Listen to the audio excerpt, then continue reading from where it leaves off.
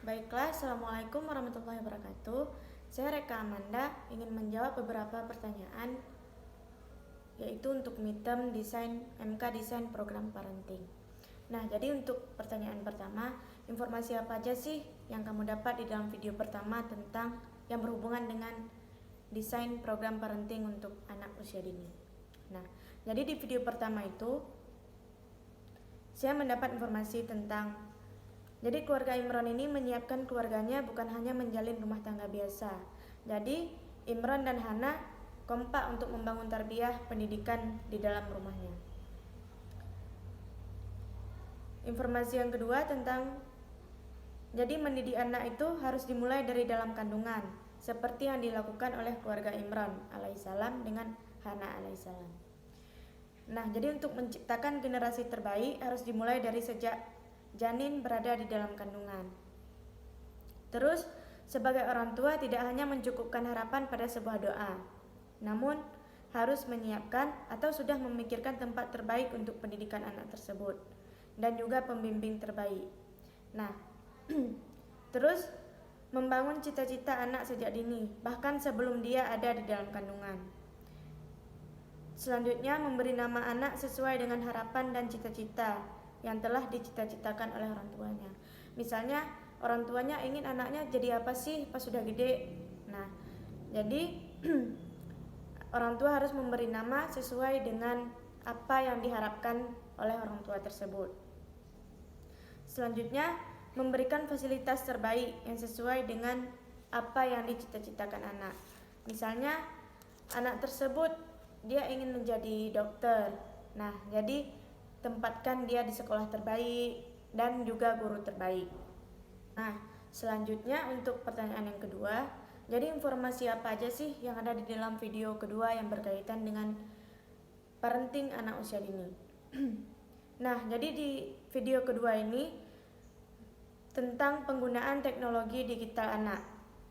Nah, jadi informasi yang saya dapat di dalam video tersebut, untuk mendidik anak di era digital seperti sekarang ini, harusnya orang tua harus lebih tahu tentang bagaimana penggunaan, seperti HP, laptop, dan lain-lain, pokoknya gadget lah, agar bisa mengarahkan anak dalam bermain gadget.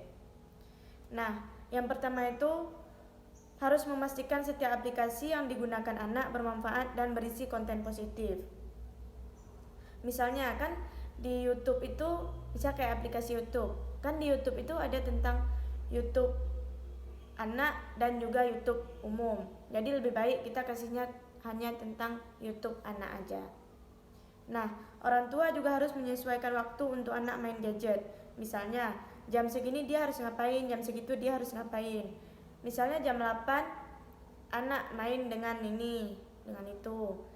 Baru nanti dikasih HP. Pokoknya dunia anak tuh nggak hanya tentang gadget, jadi juga tentang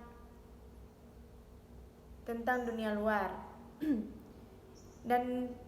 dan cara ini juga membuat anak aktif di dalam dunia nyata, jadi nggak harus di gadget aja. Dan bermain gadget itu orang tua harus menyesuaikan umur anak dengan bermain gadget. Jadi informasi apa aja sih yang saya dapat di dalam video ketiga? Nah, jadi di video ketiga ada beberapa informasi yang saya dapat, misalnya seperti jadi seperti yang kita ketahui bahwa orang tua adalah hipnotis bagi anaknya, hipnotis hebat bagi anaknya. Jadi gini, banyak orang tua yang menginginkan anaknya baik dan berperilaku positif, tetapi tanpa disadari, perilaku orang tua itu akan menjadi masalah besar dalam kehidupan anak atau dalam perkembangan anaknya itu sendiri. Terus anak juga sangat mudah terhipnotis dengan kata-kata verbal. Nah, misalnya anak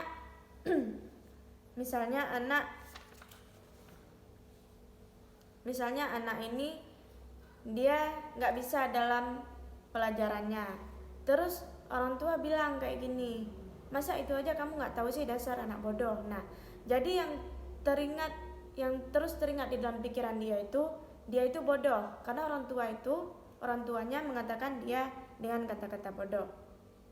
Nah, selanjutnya anak juga sangat meniru perilaku dari orang terdekatnya, yaitu orang tuanya. Misalnya seperti kata-kata anak bukan pendengar yang hebat, tetapi anak adalah peniru yang ulu.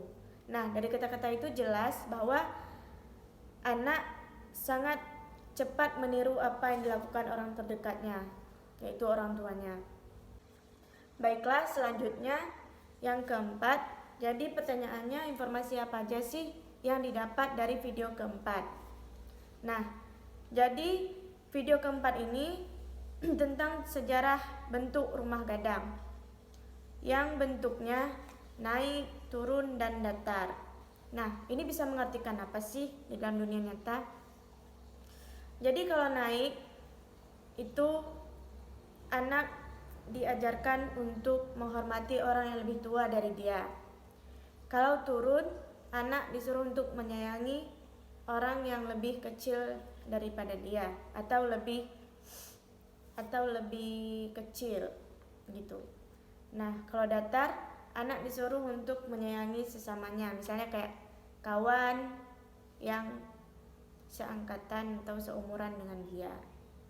Nah, jadi selanjutnya di Minangkabau itu ada yang namanya, di depan rumah gadang itu ada yang namanya rangkiang. Nah, rangkiang itu gunanya untuk menyimpan beras orang-orang sana.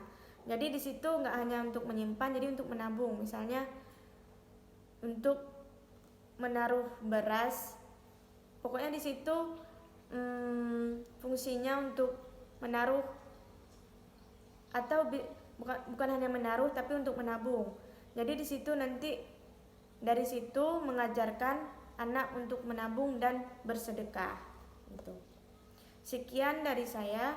Wassalamualaikum warahmatullahi wabarakatuh.